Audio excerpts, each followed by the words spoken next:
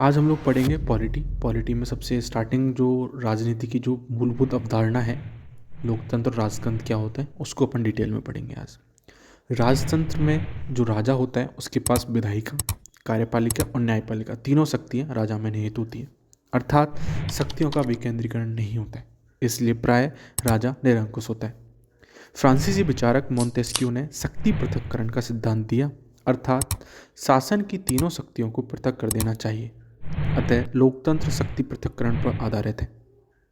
भारत में लोकतंत्र की हम बात करते हैं तो तीन अंग हैं: विधायिका, कार्यपालिका, न्यायपालिका। विधायिका में आता है संसद, राज्य विधानमंडल। कार्यपालिका दो प्रकार की होती है: स्थायी, अस्थायी। स्थायी में नौकरशाही आते हैं और अस्थायी में मंत्रिपरिषद। और न्यायपालिका।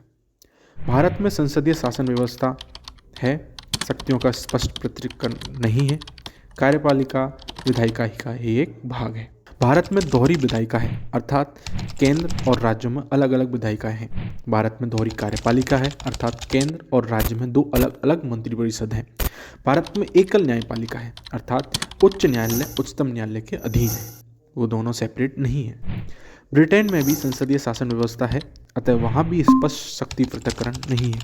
ब्रिटेन में कार्यपालिका तथा न्यायपालिका दोनों विधायिका का भाग है, इसलिए वहाँ संसद की सर्वोच्चता है, किंतु भारत में संविधान की सर्वोच्चता है। ब्रिटेन में एकल विधायिका, एकल कार्यपालिका, एकल न्यायपालिका है, अतः ब्रिटेन एक यूनियन है। अमेरिका में अध्यक्षात्मक शासन व्यवस्था है, इसलिए वहाँ स्पष्ट शक्ति पृथक्करण है। अमेरिका में दोहरी कार्यपालिका है, दोहरी विधायिका है, दोहरी न्यायपालिका है और दोहरा संविधान तथा दोहरी नागरिकता भी है।